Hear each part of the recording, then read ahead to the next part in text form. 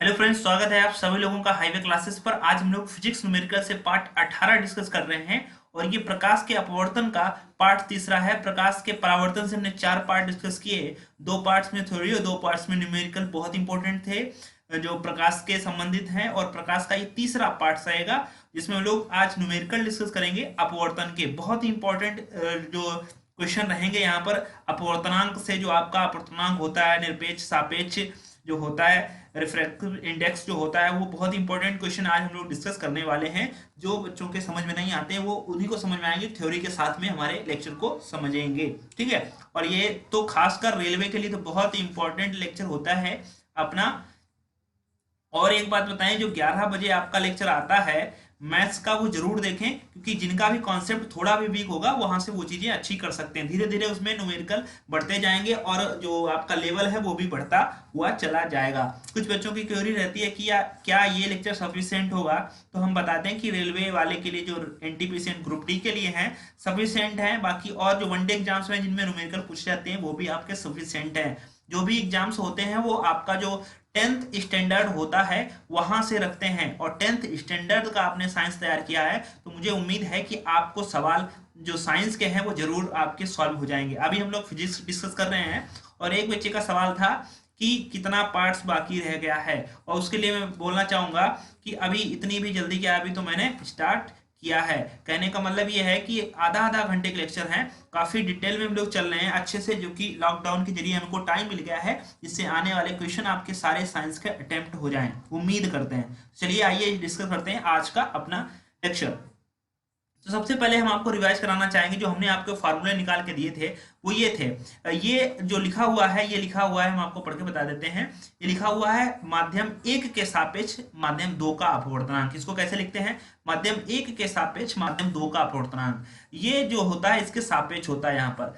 इसको हम लोग माध्यम एक के सापेक्ष माध्यम दो का अपवर्तनांक, ठीक है, माध्यम दो का अपवर्तनांक। इसको हम लोग ऐसे भी पढ़ सकते हैं, रिफ्रैक्टिव इंडेक्स ऑफ टू, यानी कि two with respect to one, यानी कि ऐसे भी पढ़ सकते हैं। अगर ऐसे लिखा हुआ है कोई वैल्यू, तो ये लिखा हुआ है वायु, ए मतलब एयर, वायु के सापेक्ष, वायु के, यानी यहां पर बना दो, वायु के सापेक्ष, जी मतलब ग्लास यानी कि कांच, वायु के सापेक्ष कांच का अपवर्तनांक। इंग्लिश में ऐसे पढ़ सकते हैं, refractive index of glass with respect to air. Hindi में अपना रखते हैं, क्योंकि सारी चीजें मैंने हिंदी में कवर की है लेक्चर, तो हिंदी में आपको समझ में आना चाहिए कि माध्यम एक के सापेक्ष माध्यम दो का अपवर्तनांक, तो ये होता है साइन आई बटे साइन आर। एक फार्मूला ये होता है, जो बहुत फार्मूला यूज होगा, ये भी बहुत यूज होगा आपका, कि माध्यम एक के सापेक्ष माध्यम दो का अपवर्तनांक है। अगर आप इसको बटे में लेना चाहोगे तो माध्यम दो के सापेक्ष माध्यम एक का अपवर्तनांक, ही बिल्कुल हमने आपको प्रूव करके यहाँ पर वैल्यू दिखाई थी वहां पर जब हमने फॉर्मूला ओरिजिन कराया था। जैसे आपको ये लिखना हुआ है ए एन जी, तो ए एन जी को अगर आप जी एन ए लिखना चाहें, अगर जरूरत पड़ जाए, तो आप इसको एक बटे में ले जाओ, जी एन ए हो जाएगा। ठीक है, बटे में ले जाना पड़ेगा। फिर ये लिखा हुआ है माध्यम एक में माध्यम दो के सापेक्ष अपवर्तनांक। ठीक है, तो माध्यम एक में प्रकाश की चाल, देखो ये एक है तो एक यहां पर पहले लिखना पड़ेगा। फार्मूला समझ लीजिए, क्योंकि फार्मूला समझ में होगा तभी जो है फार्मूले समझ में आएंगे, तभी आपके जो क्वेश्चन है वो लगेंगे। जैसे ये चीज समझ लीजिए, यहां पर लिखा हुआ है माध्यम एक के सापेक्ष माध्यम दो का अपवर्तनांक। ठीक है, अपवर्तनांक कितने का? दो का, और किसके सापेक्ष? एक के सापेक्ष। तो यहां पर सबसे पहले आपको लिखना पड़ेगा, अगर आपको चाल दे दी जाए, तो माध्यम एक में प्रकाश की चाल बटे माध्यम दो में प्रकाश की चाल। यहां पर एक है तो यहां पर एक की पहले चाल आएगी, फिर दो है, फिर बटे में दो की चाल आएगी। ये चीज ऐसे ही लिख सकते हैं, ए एन जी। तो इसका मतलब ये लिखा हुआ है माध्यम, ये लिखा हुआ है वायु के सापेक्ष जी का अपवर्तनांक, जी मतलब ग्लास का अपवर्तनांक। तो हमको लिखना पड़ेगा वायु के सापेक्ष, यानी कि वायु के सापेक्ष प्रकाश की चाल, तो उसको हम लोग सी से डिनोट करते हैं। और वायु के सापेक्ष अगर जी का, जी मतलब ग्लास में, यहां पर आपको ये लिखना पड़ेगा कि ग्लास यानी कि कांच, कांच में प्रकाश की चाल, कांच में प्रकाश की चाल को हम लोग वीजी डिनोट कर सकते हैं। ऐसे भी यहां पर लिख सकते हैं, एक ही बात है। फिर ये लिखा हुआ है, जब आपके तीन माध्यम होते थे, एक माध्यम, दो माध्यम और तीन माध्यम, एक माध्यम वायु, एक ग्लास और दूसरा जो है एक कांच, एक वायु, एक कांच, और तीसरा मान लेते हैं जल। ठीक है, तो तीन अपवर्तनांक थे, तीनों के अपवर्तनांक के गुणा जो आपका एक था, लेकिन उन तीनों माध्यमों का अपवर्तनांक बराबर होता था एक के सापेक्ष तीसरा का अपवर्तनांक बटे में एक के सापेक्ष दूसरे का अपवर्तनांक। यहां से ये फॉर्मूला बहुत इंपॉर्टेंट है, ये अभी आपके फॉर्मूले में यूज होगा। और ये था कि अगर एक माध्यम के सापेक्ष दूसरे का अपवर्तनांक है और बटे में 1/sin c होगा, और c क्या है, यहाँ पर c वो कोण है क्रांति कोण, जो क्रांति कोण 90 डिग्री होता था। ये फॉर्मूले आपको जरूर याद कर लेने चाहिए, खास तौर पर आपका ये और ये और ये और ये काम आएगा। ये चारों फॉर्मूले अभी आपके तुरंत काम आ जाएंगे। एक फॉर्मूला और है जो यहाँ पर थोड़ा सा बड़ा है, वो आपके जब जो न्यूमेरिकल सॉल्व करेंगे उनके बीच में इंक्लूड कर लिया गया है। तो आइए स्टार्ट करते हैं अपने न्यूमेरिकल्स को। खासकर ये फॉर्मूला ध्यान रखना है आपको, यहाँ पर गड़बड़ कर सकते हो। तो ये चीज देखो, आप तीन माध्यम है यहाँ पर, देखो एक माध्यम, दो टंगे हुए हैं, तीन माध्यम है। तो तीन माध्यम है तो तीन माध्यम का आपको कैसे लिखना है, तीन माध्यम को कैसे लिखना है, दूसरे माध्यम के सापेक्ष तीसरे का अपवर्तनांक, और बराबर ये होगा पहले माध्यम के सापेक्ष तीसरे का अपवर्तनांक और पहले माध्यम के सापेक्ष दूसरे का अपवर्तनांक। ठीक, चलिए आइए स्टार्ट करते हैं अपना न्यूमेरिकल्स।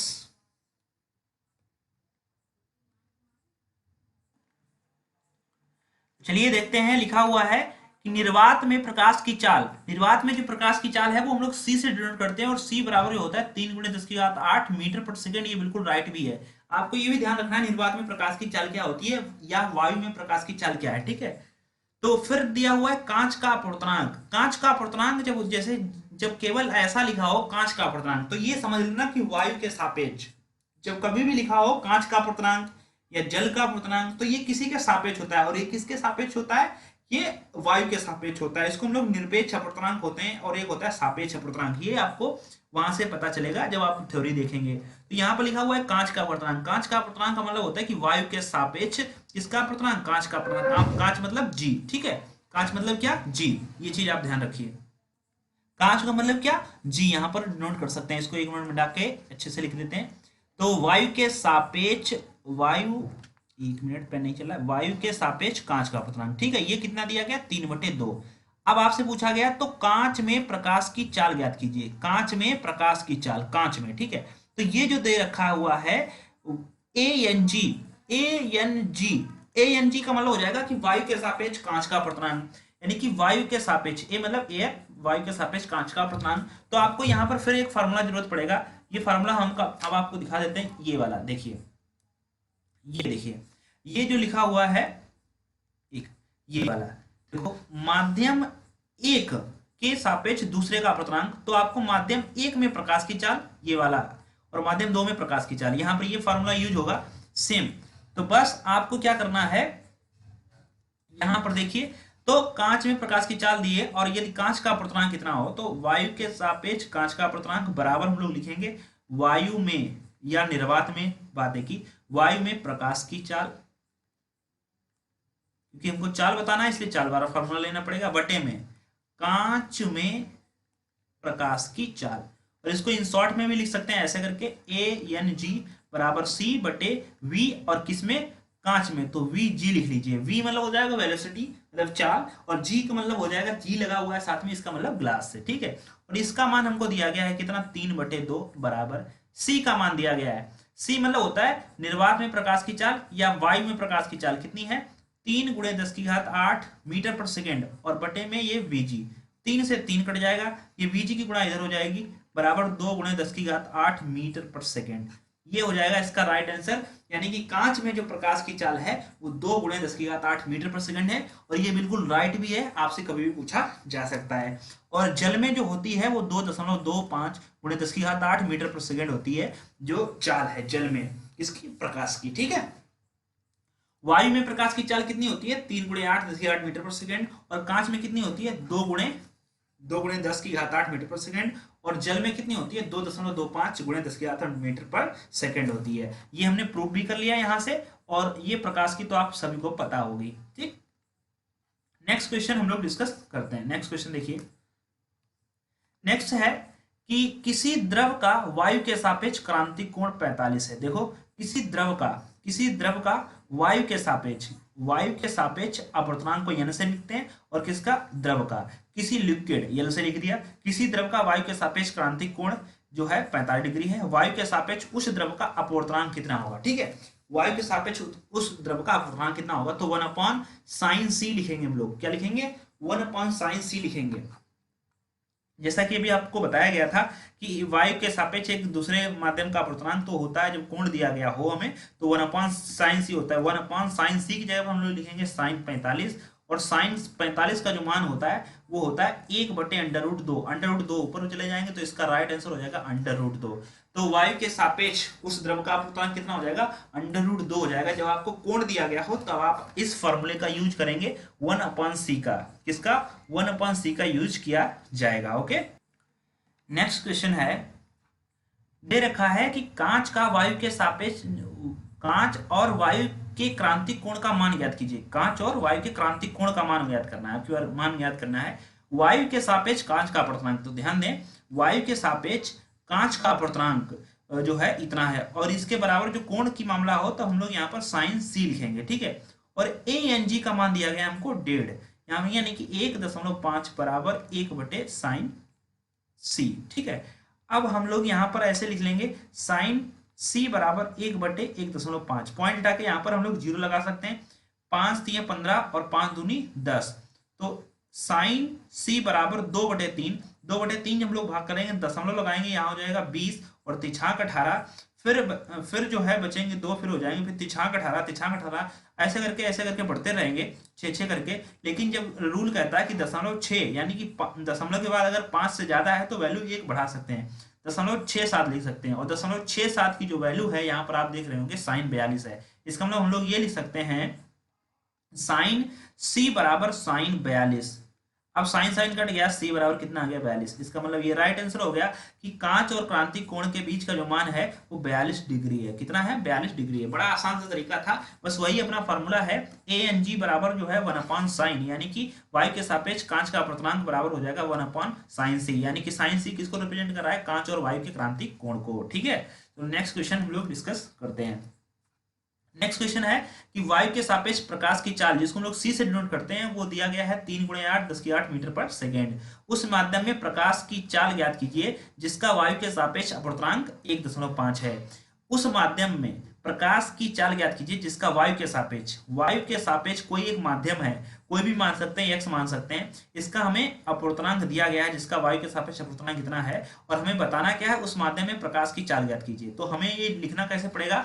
वही है कि अगर a है वायु के सापेक्ष किसी माध्यम, वो हमने x माना है, तो हम लोग लिखेंगे वायु के सापेक्ष प्रकाश की चाल, जिसको हम लोग c से डिनोट करते हैं, बटे में, और चाल किसकी? उस माध्यम की जो हमने x माना है। तो इसका मान हमको दिया गया, अपवर्तनांक का मान दिया गया है। ये देखो, उस माध्यम में प्रकाश की चाल ज्ञात कीजिए जिसका वायु के सापेक्ष, ये देखो वायु के सापेक्ष उस माध्यम का अपवर्तनांक ये दिया गया है 1.5 बराबर c का मान दिया गया 3 × 10⁸ मीटर पर सेकेंड, और बटे में vx, यानी कि वेलोसिटी ऑफ उस माध्यम की जो हमने x माना है। बस यहाँ से आप चाहो तो पॉइंट हटा के यहाँ 0 बढ़ा सकते हैं, और 15 दूनी 30। अब ये यहाँ गुणा हो जाएगा, यानी कि vx बराबर हो जाएगा 2 × 10⁸ मीटर पर सेकेंड। ये इसका राइट आंसर हो जाएगा। बस ये इसका राइट आंसर है। और पीडीएफ के लिए हम आपको बता दें कि पीडीएफ के लिए आप हमारे ज्वाइन कर लीजिए टेलीग्राम चैनल को, जिसपे आपको इतना सर्च करना है हाईवे क्लास। ओके, अच्छे से समझना चीजों को। अगर किसी को कोई डाउट लगे तो आप हमें तुरंत पूछना, ठीक है। देखो नेक्स्ट दिया गया है वायु तथा कांच के प्रकाश की चाल इतनी है मीटर है। वायु के सापेक्ष कांच का अपवर्तनांक बताइए। तो देखो क्या बताना है? वायु के सापेक्ष कांच का अपवर्तनांक। पहले तो हम लोग इसको लिखेंगे कैसे? वायु के सापेक्ष कांच का अपवर्तनांक, ऐसे लिखेंगे वायु के सापेक्ष कांच का अपवर्तनांक, कांच मतलब जी, ठीक, कांच का अपवर्तनांक। तो हमें लिखना पड़ेगा, चाल के मामला है तो हमें लिखना पड़ेगा c बटे में v और g, ठीक है। c बटे में v और g। c क्या है? c है वायु के सापेक्ष जो है प्रकाश की चाल, और vg क्या है? कांच के सापेक्ष प्रकाश की चाल। और हमें अपवर्तनांक बताना है, वायु के सापेक्ष अपवर्तनांक ज्ञात कीजिए। तो a मतलब वायु के सापेक्ष अपवर्तनांक किसका? कांच का, बराबर हो जाएगा c बटे vg। ये 2-3 बार यूज कर चुके हैं हम लोग। फिर c का मान दिया गया 3 × 10⁸ मीटर पर सेकेंड, और ये देखो vg का मान दिया गया, देखो कांच, वायु तथा कांच, इसका मतलब वायु पहले फिर कांच, 2 × 10⁸, ये 10⁸ कट गया, 3 बटे जो होता है वो 1.5 होता है, यानी कि अपवर्तनांक कितना हो गया? 1.5। राइट आंसर हो जाएगा 1.5। आगे बढ़ते हैं, चीजों को समझते हैं। नेक्स्ट क्वेश्चन है, ध्यान से समझना। एक झील की वास्तविक गहराई 2 मीटर है। यदि वायु के सापेक्ष जल का अपवर्तनांक, ध्यान से समझना, वायु के सापेक्ष जल, जल मतलब डब्लू वाटर का अपवर्तनांक कितना है 4/3, जो कि यहाँ पर लिखा हुआ है वायु के सापेक्ष जल का अपवर्तनांक, ठीक है, लिखा हुआ है इतना है। ज्ञात कीजिए कि झील की तली में रखी किसी छोटी वस्तु की आभासी गहराई क्या होगी तथा वह तली से कितनी ऊपर उठी हुई प्रतीत होगी। तो दो क्वेश्चन है, एक तो वास्तविक आभासी गहराई क्या होगी और वो वस्तु से कितनी उठी हुई महसूस होगी। वास्तविक गहराई कितनी है 2 मीटर है, कितनी 2 मीटर है। वास्तविक गहराई कितनी है जो है वो हमें 2 मीटर पता हुआ है, आभासी गहराई बतानी है और इससे ये भी बताना है कि कितना ऊपर प्रतीत होगी। जैसे वास्तविक गहराई जो है वो 2 मीटर है, अगर आभासी गहराई अगर हमें पता चल जाए 1 मीटर है तो हमें कितना ऊपर हुई प्रतीत हुई उठी हुई प्रतीत होगी, तो 1 मीटर ऐसे है ना। तो जैसे अगर वास्तविक गहराई 4 है और जो आभासी गहराई है वो हम मान लें कि 3 है, तो कितना उठी हुई प्रतीत होगी, 1 उठी हुई प्रतीत होगी, ठीक है। तो यहाँ पर देखिए पहले हम लोग इसको लिखेंगे कैसे। तो ये जो लिखा हुआ है कि वायु के सापेक्ष जल का अपवर्तनांक बराबर 4/3, तो हम लोग इसको लिख लें वायु के सापेक्ष एक मिनट, वायु के सापेक्ष जल का अपवर्तनांक बराबर हो जाएगा वास्तविक गहराई, क्या वास्तविक गहराई बटे में आभासी गहराई, आभासी गहराई।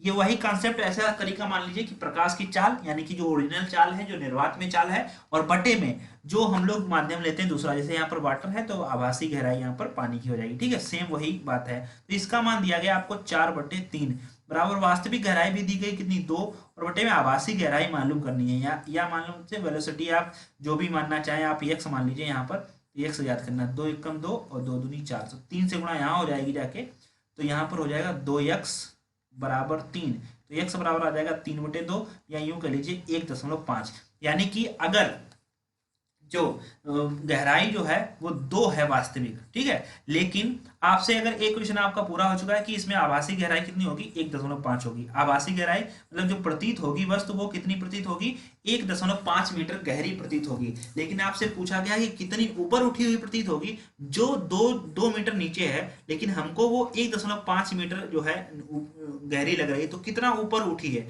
0.5, यानी कि कितना उठी हुई है 0.5 मीटर ऊपर उठी हुई है, ठीक है। वही क्वेश्चन हो जाएगा, किसी कोई समस्या नहीं, अच्छे से पढ़ेंगे तो चीजों को समझ में आता रहेगा। नेक्स्ट है कि वायु के सापेक्ष जल तथा कांच के अपवर्तनांक इतने इतने हैं। कांच के सापेक्ष कांच का जल के सॉरी कांच का जल के सापेक्ष अपवर्तनांक क्या होगा। तो देखो कांच का जल के सापेक्ष किसका, ये देखो कांच का जल के सापेक्ष, जल के सापेक्ष कांच का, ऐसे लिखेंगे हम लोग। देखो जल के सापेक्ष यानी कि वाटर W के सापेक्ष कांच का अपवर्तनांक, इसको हम लोग लिखेंगे कैसे ये चीज समझ लेना है। अब हमको लिखना पड़ेगा वायु के सापेक्ष W बटे में वायु के सापेक्ष G। ये वही फार्मूला है जो 3 माध्यम होते थे, और 3 माध्यम जो होते थे वो हम लोग 3 माध्यम को कैसे लिखना था कि जो है दूसरे माध्यम के सापेक्ष तीसरे का अपवर्तनांक बराबर पहले माध्यम के सापेक्ष तीसरे का अपवर्तनांक बटे में पहले माध्यम के सापेक्ष दूसरे का अपवर्तनांक, ये ऐसे करके हमको लिखना होता था। ये देखो हमको दिया गया है यहाँ पर एन डब्ल्यू का मान हम लोग यहाँ पर रख देंगे। एन जी देखो एन जी का मान यहाँ पर हमको दिया गया 3/2, वो यहाँ लिख देंगे। डब्ल्यू एन जी आपसे पूछा गया वो हम लोग यहाँ पर लिख लेंगे। लिखने का जो तरीका हम एक बार फिर से आपको बता देते हैं।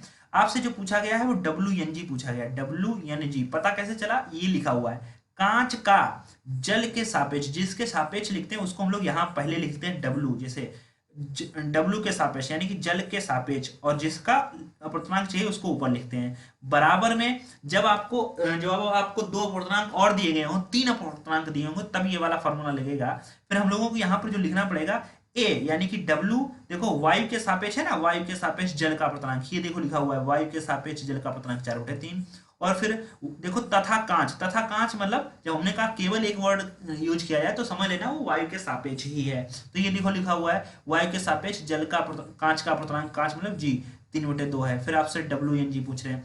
अब इसको लिखने का तरीका है कि वायु के सापेक्ष पहले तो हम लोग लिखेंगे W, यानी कि ये W लिखा जाता है W, और बटे में वायु के सापेक्ष फिर ये G लिखा जाता है ऐसे करके। अब इनका भी मान दिया गया, इनका भी मान दिया गया।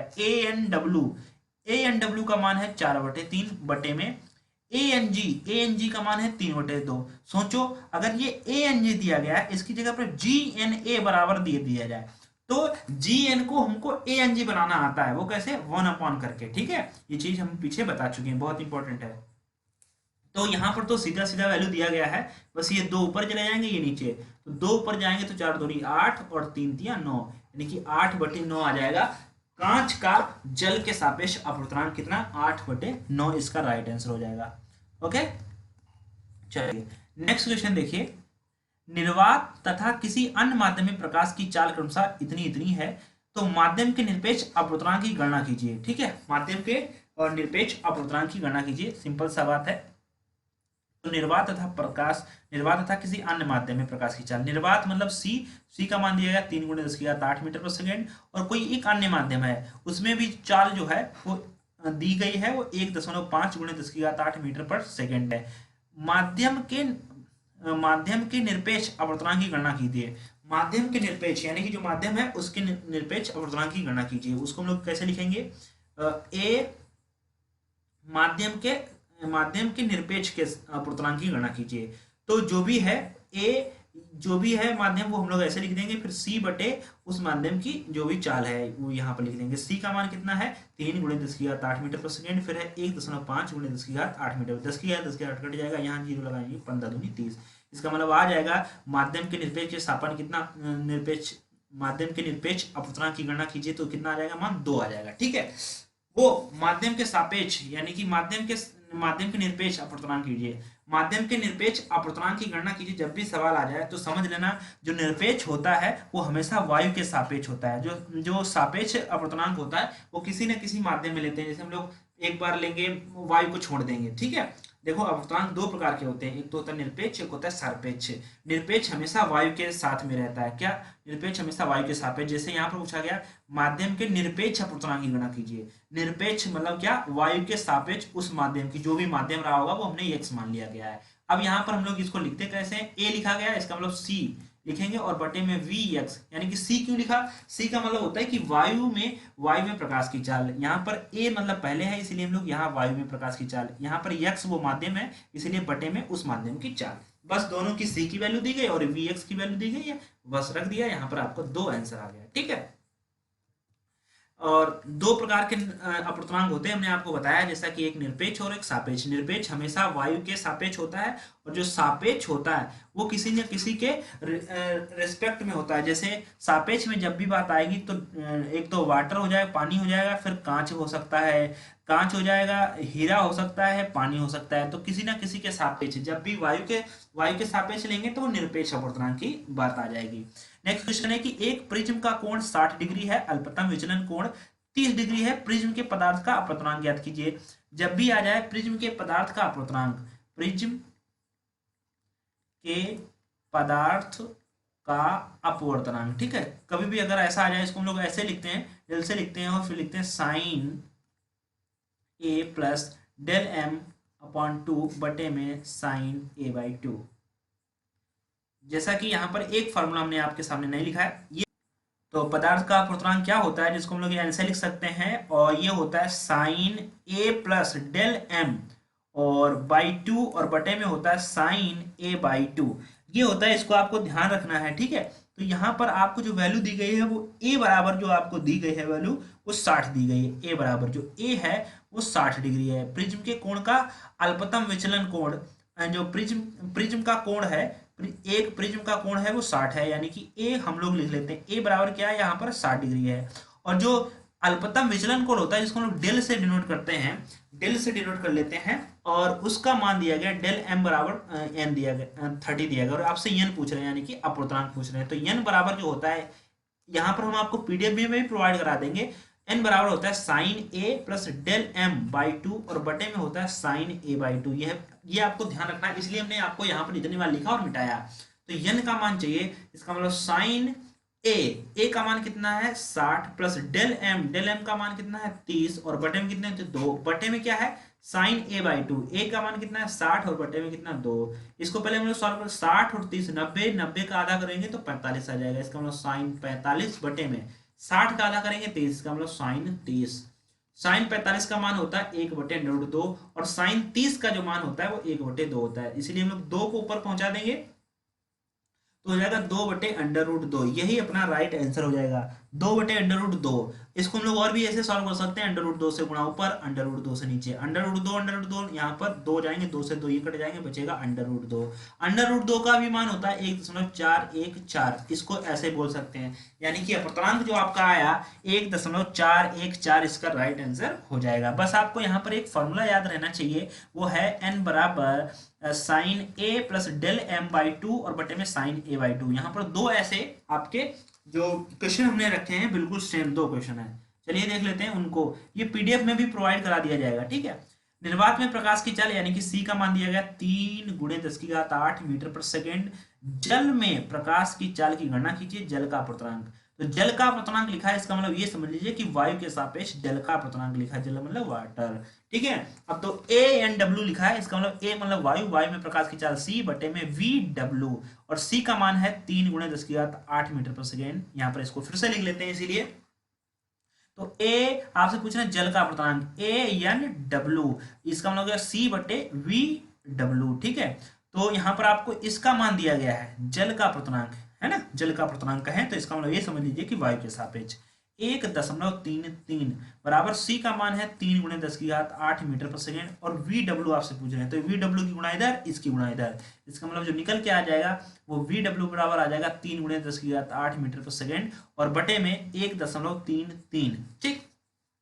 जब हम लोग इस वैल्यू को सॉल्व करेंगे तो हमें यहां से जो प्राप्त होगा वो आ जाएगा 2.25 × 10⁸ मीटर पर सेकेंड, ठीक है। यानी कि जो जल में प्रकाश की चाल आ जाएगी वो इतनी आ जाएगी, ठीक है। बड़ा आसान है, बस आप पॉइंट लगा के भाग करना, तो सिंपल से आपको इतना ही वैल्यू यहां पर प्राप्त हो जाएगा, ठीक है। आप सॉल्व कर लेना, कई बार इसको हम कर चुके हैं। नेक्स्ट है कि वायु के सापेक्ष कांच का अपूर्णांक, तो इसको लिखेंगे कैसे, वायु के सापेक्ष, इसका वायु के सापेक्ष कांच का अपूर्णांक ऐसे लिखना है, वायु के सापेक्ष कांच का, कांच मतलब जी का मान कितना 1.50 है, तथा कांच के सापेक्ष हीरे का अपूर्णांक, देखो कांच के सापेक्ष हीरे मतलब डी से लिख रहे हैं डायमंड, इसका है 1.16। फिर पूछ रहे हैं वायु के सापेक्ष हीरे का अपूर्णांक, फिर आपसे पूछा जा रहा है वायु के सापेक्ष हीरे का अपूर्णांक मतलब डी का अपूर्णांक, ठीक है।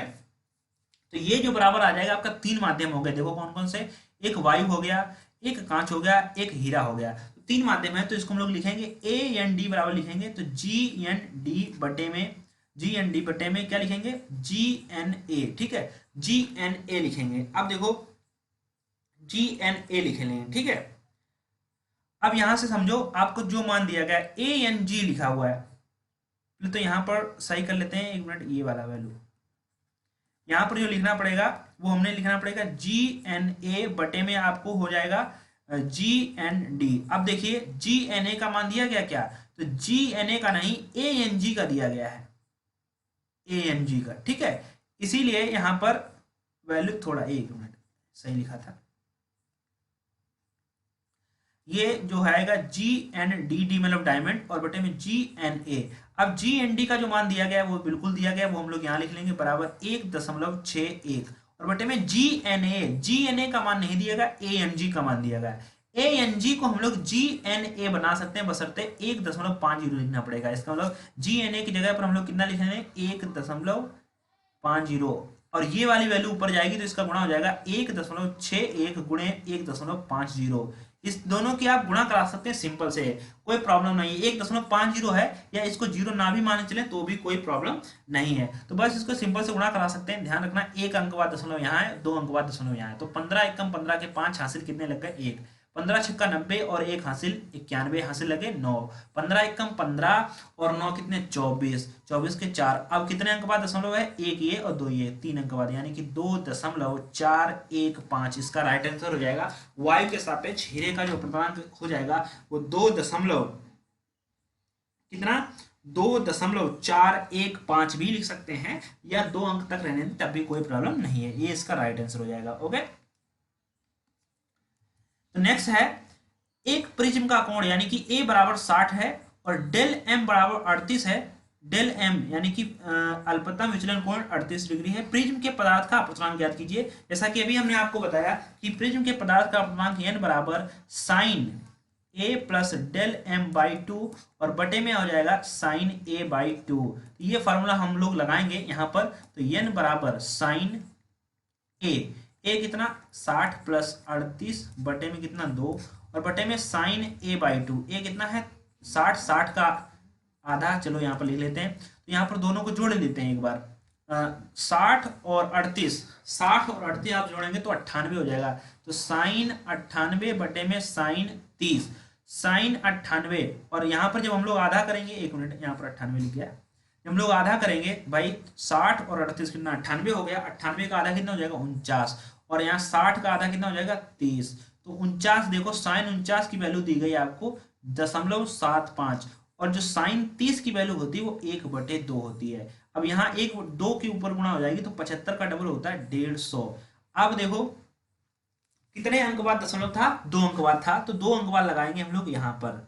तो यहाँ पर इसको 1.50 भी बोल सकते हैं या 1.5 भी बोल सकते हैं, यहाँ पर कोई प्रॉब्लम नहीं है, दोनों एक ही माने हैं। तो उम्मीद करते हैं ये चीजें आपको समझ में आएंगी। इसका राइट आंसर हो जाएगा 1.5। बस आपको यहाँ पर ये फॉर्मूला याद होना चाहिए। उम्मीद है कि 2 सवाल आपके आए हैं कि याद हो चुका होगा। अच्छे से पढ़ना चीजों को, इसलिए कोई प्रॉब्लम ना हो। ठीक है, एक क्वेश्चन ये भी आपको समझा देते हैं। ये चित्र के साथ था तो इसका सोल्यूशन मैंने आपके साथ ले लिया है। संलग्न चित्र में यानी कि जो आपको ये चित्र दिया गया है, ये सोल्यूशन है जो कि मैंने आपको साथ ही में प्रोवाइड करा दिया है। आवर्तन कोण, अपवर्तन कोण तथा माध्यम बी का माध्यम ए के सापेक्ष अपवर्तनांक ज्ञात कीजिए। देखो माध्यम बी, देखो माध्यम बी का ए के सापेक्ष, तो इसको लिखेंगे कैसे, ए के सापेक्ष, जिसके सापेक्ष उसको नीचे और बटे में किसका अपवर्तनांक बी का अपवर्तनांक, जो कि यहाँ पर लिखा हुआ है ए एन बी का माध्यम लिखना है। और जो पहला फॉर्मूला हमने आपको बताया कि 5 फॉर्मूले जो हमने सबसे पहले दिए वो याद करना है, और एक बीच में जो अल्पतम कोण है ए बराबर sine A plus del M बराबर, ये वाला याद करना। 6 फॉर्मूले आपको यहाँ पर याद करने हैं। तो ए एन बी बराबर जो फॉर्मूला हो जाएगा साइन आई बटे साइन आर। ठीक है, साइन ए एन बी यानी कि ए एन बी जिसके सापेक्ष, किसके सापेक्ष, ए के सापेक्ष, तो ए का साइन आई पहले लेना पड़ेगा। ये देखो माध्यम ए है और ये माध्यम बी है, ये आपको गिवन है फॉर्मूले में। ठीक है, क्वेश्चन में। तो ए एन बी यानी कि जिसके माध्यम, तो उसका कोण पहले लेना है, साइन आई लेना पड़ेगा और ये बटे में साइन आर। इसके लिए पहले आपको साइन आई निकालना पड़ेगा। देखो ये बीच में जो लंब होता है ये 90 डिग्री को प्रेजेंट करता है। अगर ये बीच में पूरा 90 डिग्री है, 60 इधर हो गए, तो बीच में इधर कितना बचेगा 30। इसका मतलब आई का जो मान आ गया वो 30 आ गया। यहाँ पर प्रूफ देखो दिया गया है, यहाँ पर 90 में से 60 गया 30, आई का मान हो गया 30। अब देखो यहाँ पर भी लंब होता है पूरा, ये भी 90 डिग्री को इधर बता रहा है, तो 45 इधर दिया गया है। अगर 90 में से 45 निकल गए तो आर का मान, ये देखो आर का मान कितना आ गया, आर का मान आ गया 45। तो बस यहाँ पर आपको लिखना है साइन आई बटे साइन आर, साइन आई का मान 30 और साइन आर का मान 30, 30 बटे 45। साइन 30 का मान होता है 1/2, साइन 45 का मान होता है 1/2। अब यहाँ पर ये देखिए, तो √2 जो है ऊपर चला जाएगा और बटे में √2 ऊपर चला जाएगा, बटे में बचेंगे 2, 2 से गुणा ऊपर, 2 √2 से नीचे, तो √2 ये कट जाएगा, बचेगा मान 1/√2। ठीक है, गुणा हुई है। तो बस आप देखना है कि प्रकाश किरण माध्यम ए से अपवर्तन के पश्चात माध्यम बी में अविलंब से दूर हटती है। तो देखो माध्यम में जो ए से आई है और जो माध्यम बी में है वो दूर हट गई है। देखो यहाँ पर आना था लेकिन वो यहाँ पर आई है। इसका मतलब जब अविलंब से दूर होती है तो कौन सा माध्यम सघन कहलाएगा, बोलो बी की ए। तो ए जो है सघन माध्यम, ए सघन तथा बी विरल माध्यम है। ठीक है, कैसा है, विरल माध्यम है। अगर सघन होता तो अविलंब के पास आ जाती, ये चीज आपको समझ लेना है। ठीक है, प्रकाश किरण माध्यम ए से अपवर्तन के पश्चात माध्यम बी में अविलंब से दूर हटती है, अविलंब से दूर हटेगी तो फिर कैसा, माध्यम ए जो है सघन हो जाएगा और माध्यम बी जो है विरल। विरल का मतलब होता है वायु, विरल का मतलब क्या हो जाता है, विरल का मतलब होता है कि भाई वायु, और जो है सघन का मतलब क्या हो जाएगा, सघन का मतलब हो जाएगा कोई ठोस चीज, जैसे कांच, हीरा और ये सारी चीजें, वाटर, जल। ठीक है, चलो उम्मीद है कि आपको ये लेक्चर समझ में आया होगा। बाकी किसी को कोई डाउट है, कोई क्वेश्चन पूछना है तो आप हमारे व्हाट्सएप नंबर पर जो है मैसेज कर सकते हैं, या टेलीग्राम पर सबसे आसान तरीका है हाईवे क्लास सर्च करो, और हाईवे क्लासेस सर्च करने के बाद में आपको वहां पर मैसेज कर देना है। तो आपका जो भी क्वेश्चन है वहां पर हम आपको रिप्लाई कर देंगे। ओके, थैंक यू, मिलते हैं नेक्स्ट लेक्चर में।